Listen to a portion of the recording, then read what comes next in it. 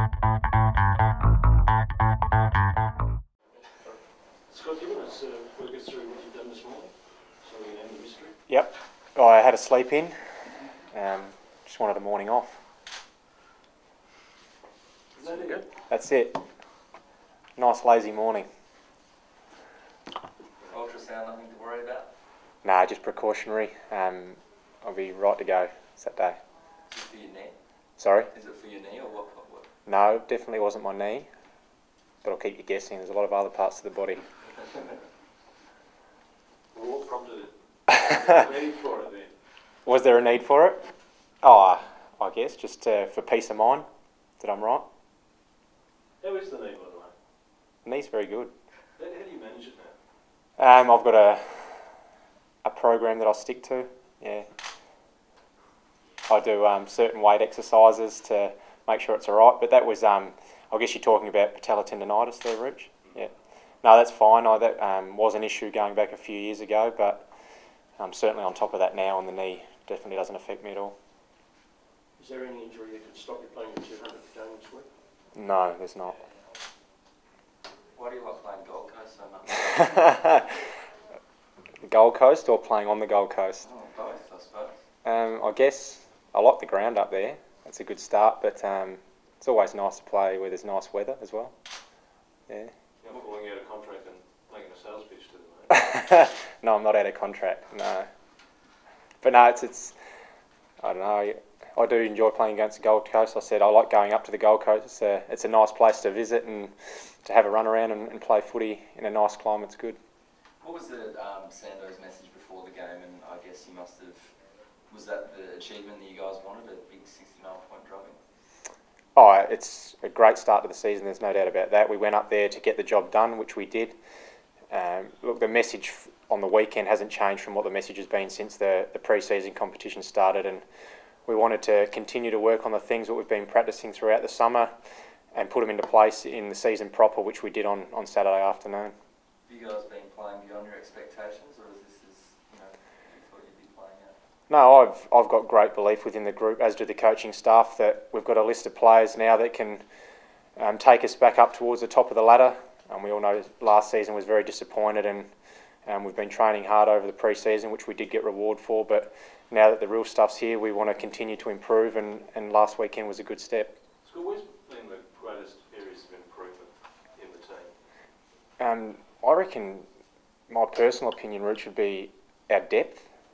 I think now, I mean, no injuries helps as well. We've got a full list to choose from, but I think the depth of playing capabilities we have now is far greater than in the past. Whether we've got injuries and got blokes out, we've got, you can go right down, down to the rookie list players that are all capable of coming in and playing and performing at the level. So what about on the way you play? Where's the greatest areas of improvement there?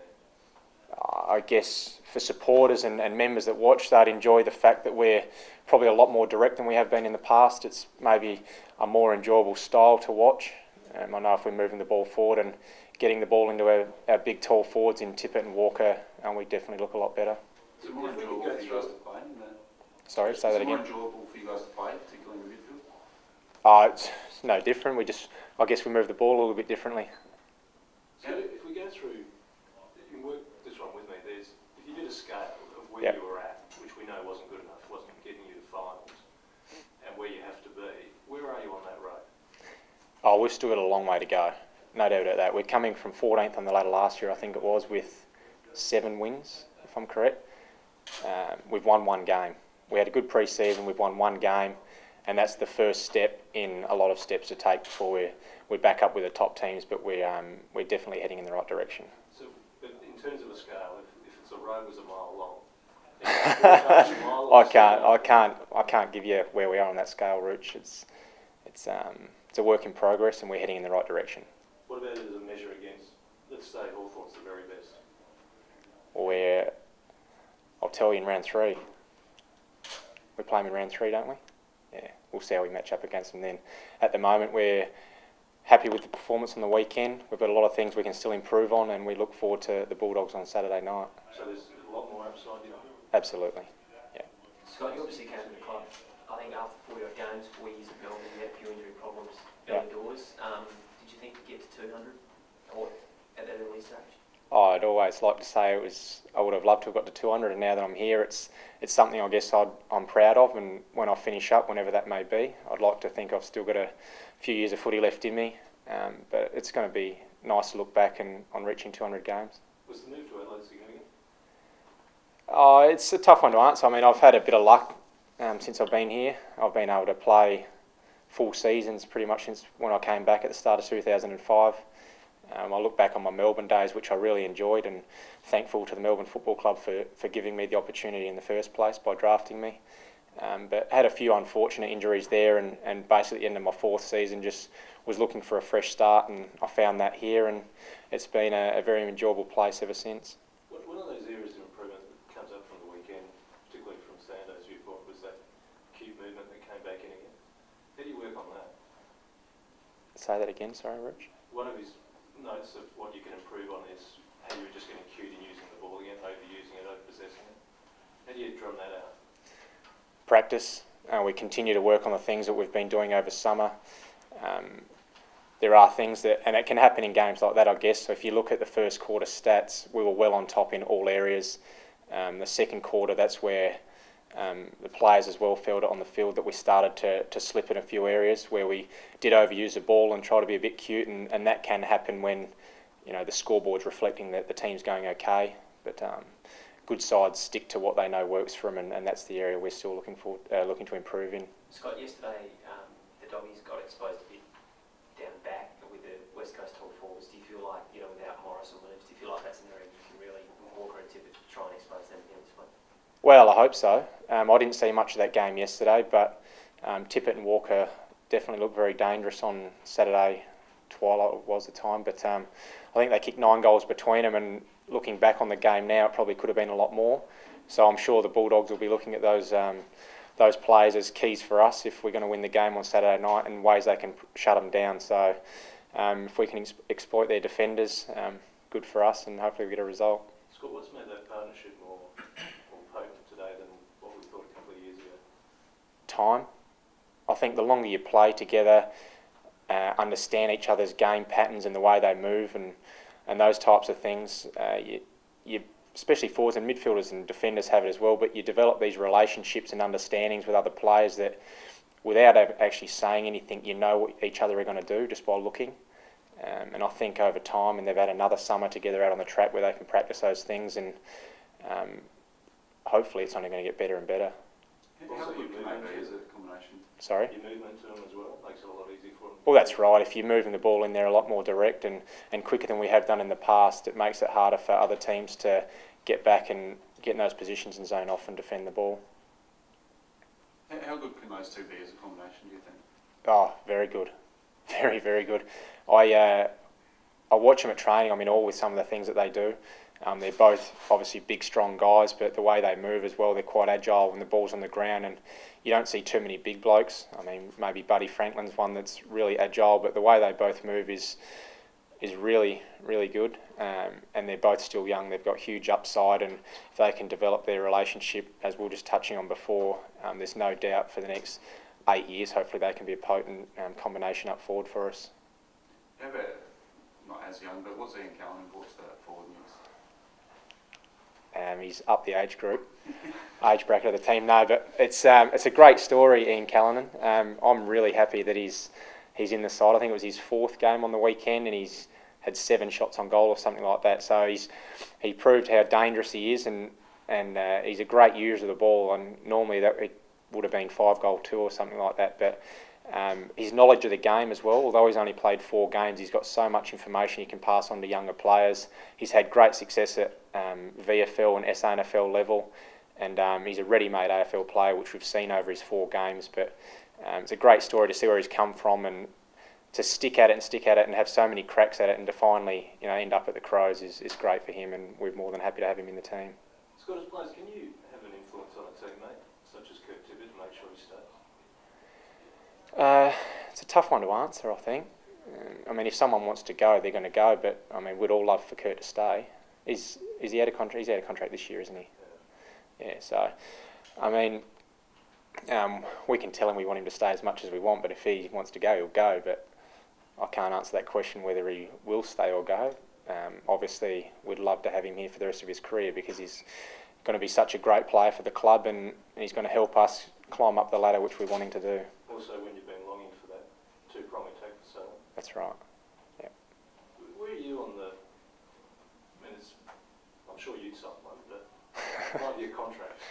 5 year. Well, I've just gone 29. I'd love a 5-year contract. So, but I mean, there's a lot of them getting around it. They're risky, but do they work for the player or do they work for the club?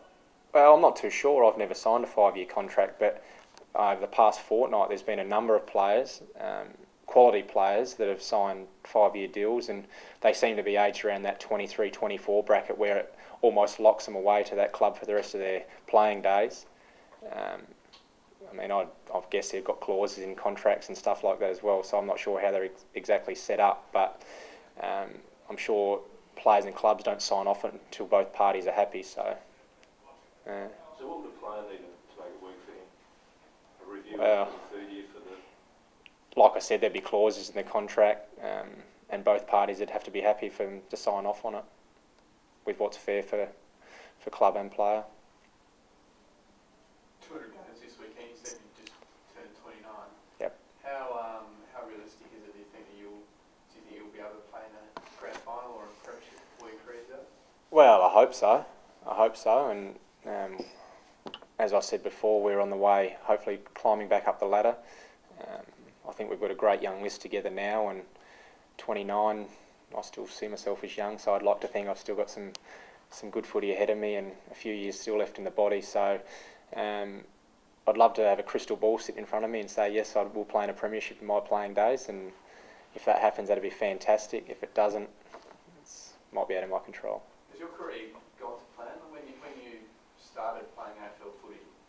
And did you have an idea of sort of, where I want to be at, I want to play 200 games, or I want to do this, or? No, I didn't really think about it like that, but the fact that I have reached 200 games, as I said before, I'll sit back at the end and I'm sure I'll be happy to achieve, the amount of games I have played.